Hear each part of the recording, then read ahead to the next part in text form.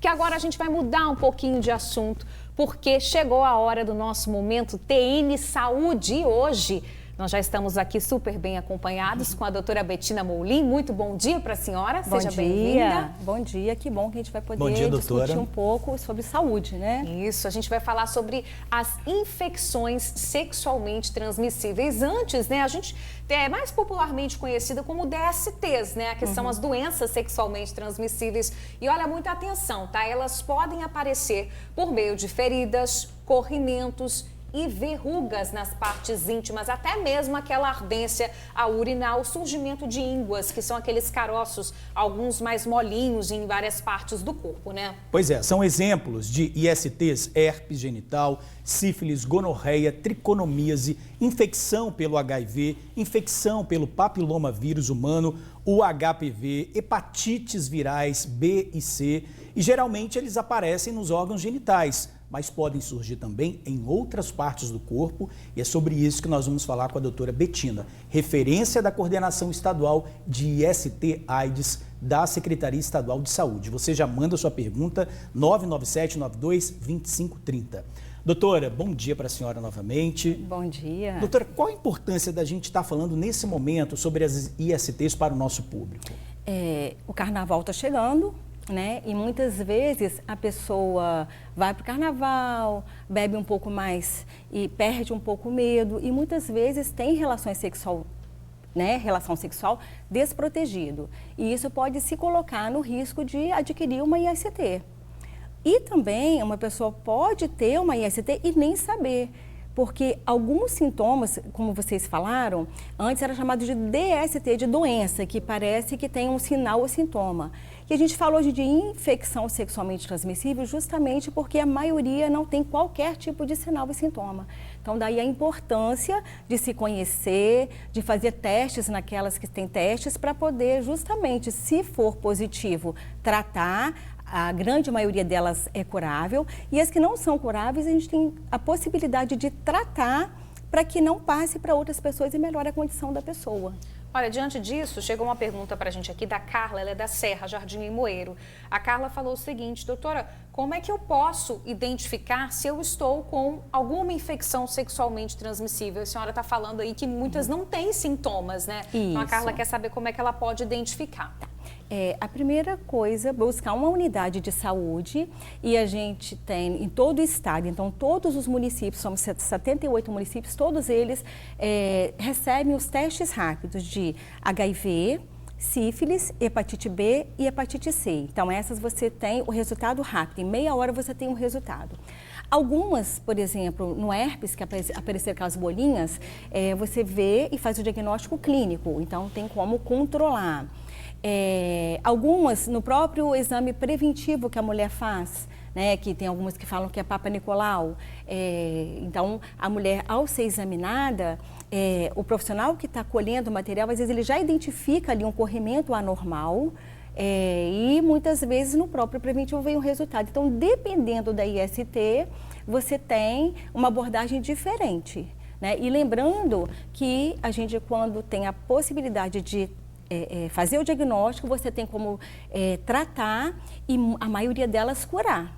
Pois é, doutora, a gente tem algumas imagens, né, que refletem algumas doenças. Vou pedir para colocar, pode colocar qualquer uma das imagens que tem aí, que a doutora já olhou anteriormente, e ela vai identificar. Essa daí pode ser o quê? Por exemplo, quem tiver com uma mão com essa forma. Isso aí é muito típico de sífilis. Então, a sífilis, ela é muito frequente.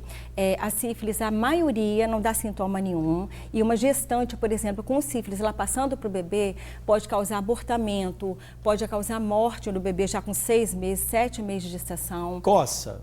Não, normalmente isso não coça. Isso daí já é uma fase que a gente fala que é a secundária da sífilis, que dá umas manchas pelo corpo e muitas vezes é confundido com reação alérgica. Olha. Mas a diferença é que na palma das mãos e planta dos pés você vê lesão.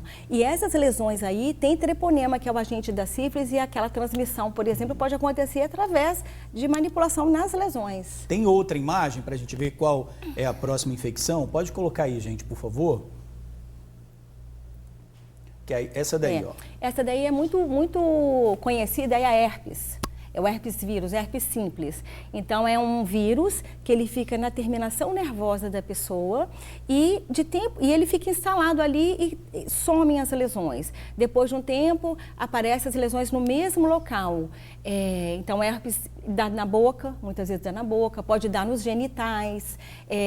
O herpes simples, a gente não tem ainda um tratamento com cura, mas a gente tem a possibilidade de um controle, né, e as lesões reduzirem mais rapidamente. E nessa fase que está ativa a herpes, transmite também.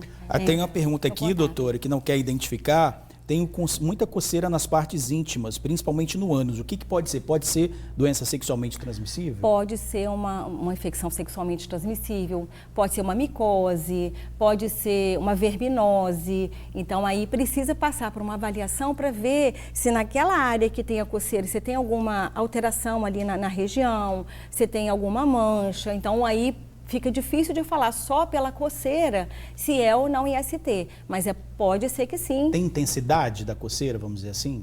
Você tem o quê? A intensidade, se é mais ou menos, se vai e volta, pode ser ou não? Normalmente quando dá coceira, a coceira ela se mantém.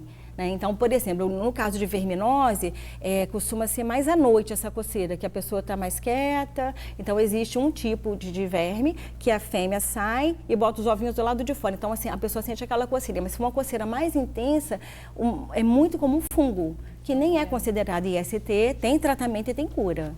Doutora, Monique está perguntando o seguinte: como é que a gente faz para se prevenir? Né? A gente já pode adiantar aí que o uso da camisinha, tanto por mulheres quanto por homens, já é um grande adianto, né, doutora?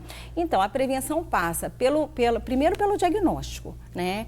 E se eu estou num relacionamento, se estou usando preservativo, a gente fala de peniano e vaginal, tudo bem, mas muitas vezes aquele relacionamento vai durando mais e o casal, ele deixa de usar o preservativo mesmo sem fazer teste nenhum. Então, primeiro fazer teste, que caso seja positivo, tratar, né? Até no caso, por exemplo, da pessoa que vive com HIV, às vezes ela não sabe porque não dá sintoma e uma vez feito o diagnóstico da pessoa HIV, ela tem a possibilidade de tratar, com isso fica a carga viral não detectada e essa pessoa nem passa para o seu parceiro ou parceira sexual o HIV, se ela está com carga viral, né? Se está tratando da forma correta e tudo mais. Então, fazer o teste, né? Uso do preservativo e conversar. Então, tem que conversar com os parcerias sexuais, tem que conversar em casa. Só né? para encerrar rapidinho, eu sei que a gente está pedindo para a gente encerrar, mas tem uma última imagem, né, de uma IST que é importante também, que aparece dessa forma. Pode aparecer dessa forma também, que é essa daí, doutora. A da direita ali parece mais uma sífilis secundária também, que pode dar isso daí. E essa dali da íngua pode ser linfogranuloma venéreo. Eu estou falando que é porque a gente precisaria mas existe também IST, né, que dá nessa forma de ínguas também. Tá, o HIV dá assim O HIV, na fase inicial que a pessoa pega, você pode ter, mas não um gânglio grande assim. Geralmente você pode ter vários gânglios, mas que somem só da fase de qualquer vírus que você pega. Na fase inicial, o seu corpo, ele reagindo àquele vírus, ele pode acontecer isso, porque esses gânglios aí são os gânglios linfáticos, é um órgão de defesa. Então pode acontecer com qualquer virose, inclusive com HIV. Agora, um gânglio grande assim, não me faz pensar em HIV, mas, né? Tem que analisar melhor. Gente, carnaval chegando principalmente agora, verão, tem que se cuidar o ano inteiro, né? Mas vamos intensificar aí esse cuidado, né? A nossa saúde. Com certeza, né? Então vamos testar, vamos tratar, conversar com nossos amores e amores, né? Com crianças, adolescentes, na parte de prevenção, idosos, que as pessoas esquecem que idosos muitas vezes têm a vida sexual bem ativa. Né? Então, precisa orientar a população. Obrigada, doutora, pela participação. Obrigado, doutora, também os nossos telespectadores que participaram.